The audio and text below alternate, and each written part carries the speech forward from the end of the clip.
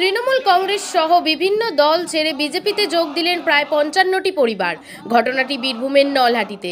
গতকাল সন্ধ্যায় বীরভূমের নলহাটির বিজেপির দলীয় কার্যালয়ে একটি অনুষ্ঠানের আয়োজন করে তারা বিজেপিতে যোগদান করেন। এদিন তাদের হাতে দলীয় পতাকা তুলে দিয়ে দলে গ্রহণ করেন বিজেপির বীরভূম জেলা সভাপতি ধ্রুব সাহা। বিধানসভা নির্বাচনের আগে তৃণমূলের এই ভাঙন স্বাভাবিকভাবেই চাপে ফেলবে তৃণমূলকে। প্রসঙ্গত দিন কয়েক আগেও তৃণমূলের এই ধরনের বড় ভাঙন দেখা গিয়েছে বীরভূমে, যদিও এগুলোকে পাত্তা দিতে নারাজ তৃণমূল।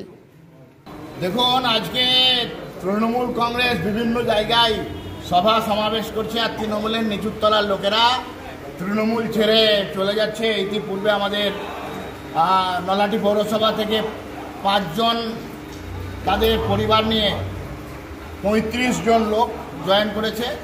আর এদের নেতৃত্বে আমাদের এখানে 10 জন আছে।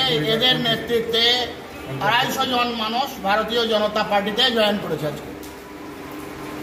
যেখানে তৃণমূলের মহামিছিল চলছে, তাদের নিজেদের মধ্যে গোষ্ঠীদ্বন্দ্ব, সেই ফলে কি এই আজকে ধস নামছে? দেখুন, তৃণমূলের সঙ্গে মানুষ নাই। এখন ক্ষুধার রাজ্যে পৃথিবী গদ্যময়, পূর্ণিমার চাঁদ যেন মনে হয় জলসানো রুটি। তৃণমূল কংগ্রেসের রাজ্যে বেকার যুবকদের হাতে কাজ নাই, শিল্প নাই, কল নাই, কারখানা নাই, রোজগারের ব্যবস্থা নাই। সেখানে তৃণমূল কংগ্রেস মিছিল মিটিংয়ের নাম করে বেকার যুবকদের হাতে 200, 500, 1000 টাকা করে দিচ্ছে, 70 টাকার বিরিয়ানির প্যাকেট দিচ্ছে, নিয়ে লোক নিয়ে যাচ্ছে। আদর্শবাদকে, বিচারধারাকে চিন্তা করে একটা পথ এবং মতকে বিশ্বাস করে আস্থা রেখে মানুষ কেউ যাচ্ছে না।